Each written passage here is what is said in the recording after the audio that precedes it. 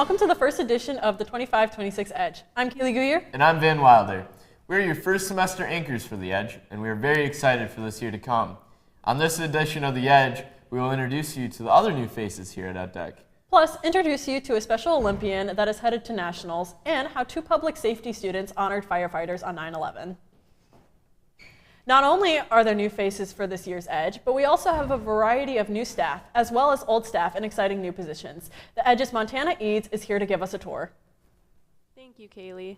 We'll start here in DMA with our new parapro, Miss Chandler. Miss Chandler is working in digital media arts. She is excited to learn more after teaching graphic design and digital video for a CTE program in Livonia for 13 years. The previous parapro in DMA, Mr. McNulty, is still here at EdTech, but moved to student services.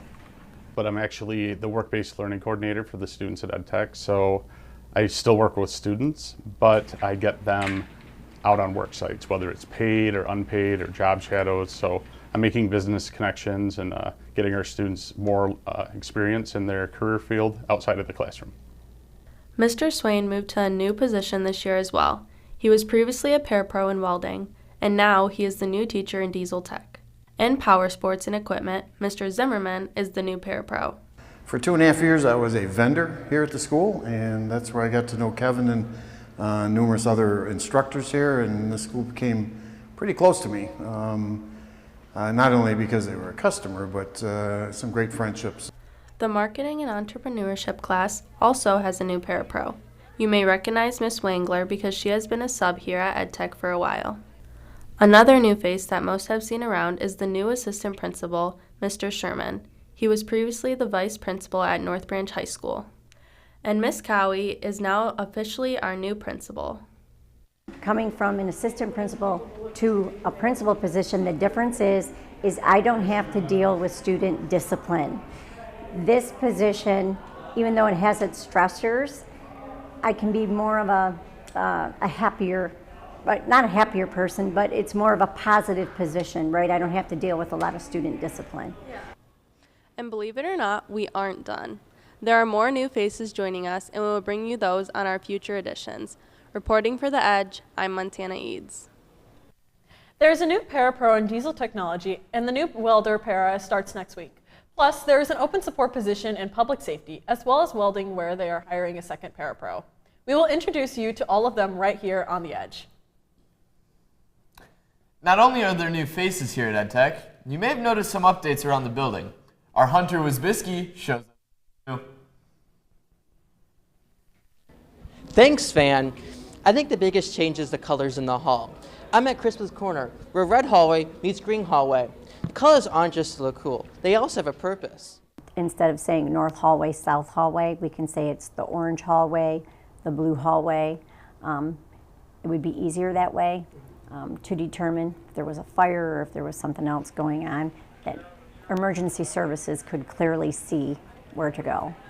Some classrooms here at EdTech also had new flooring put in 3 classrooms and labs, including culinary corner and the 146 conference room. It was the old carpet from actually 1974. I think it was original carpet, so it was time, and we try to do 3 or 4 rooms a year just to give them a fresh look. Walking around EdTech, you may have also noticed there are new signs outside of classrooms. Well, the past years that I've been here, some rooms have changed, so it doesn't make sense to have the class names on it, but just the room numbers. And then some of the room numbers changed because of the new addition where careers and ed are, that they were renumbered.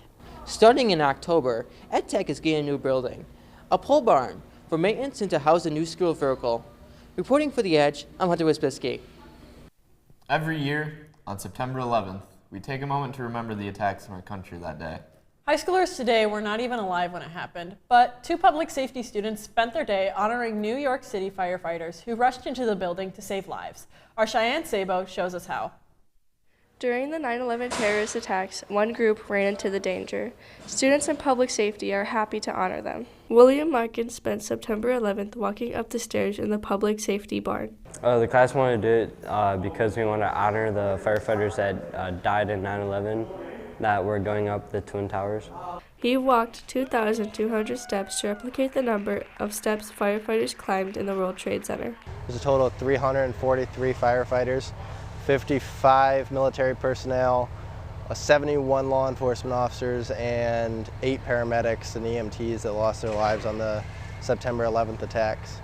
Joining William on September 11th this year was public safety graduate Trinity Johnson from North Branch. She is training to become a firefighter. And when I first met Trinity, she said that she wanted to be the second woman ever at the North Branch Fire Department. It meant a lot to her.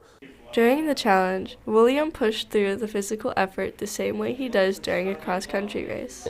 I'm a cross-country runner, so I kind of got that running mentality, so I was kind of just picturing someone's neck like right in front of me, because that's what I do while I'm running.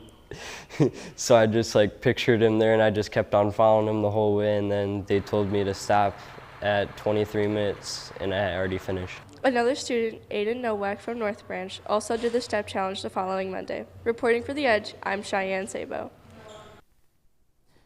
It's homecoming season. That means there's dances and dates. You're probably gonna need flowers. Well, if you're in need of flowers, well, you are in luck. Our agri-science program is selling flowers for homecoming. The sale helps raise money for the FFA program. We're selling flowers, we're selling corsages, boutonnieres, and flower bouquets. Well, we really wanted to have like an affordable option for homecoming and stuff, like, because corsages and boutonnieres can get kind of expensive, especially around homecoming time. Prices will differ depending on the flower selection. You can grab an order form outside of the bodega or in the agri-science classroom. Get your orders in the Monday before homecoming. The community is rallying around our own Special Olympian. Our Jolee DeBono has more on this North Branch native and his volleyball journey. North Branch native Drew Grushaw is headed to the National Special Olympics event next June for volleyball. But in order to play in the games, he needs to raise $1,800 for travel expenses.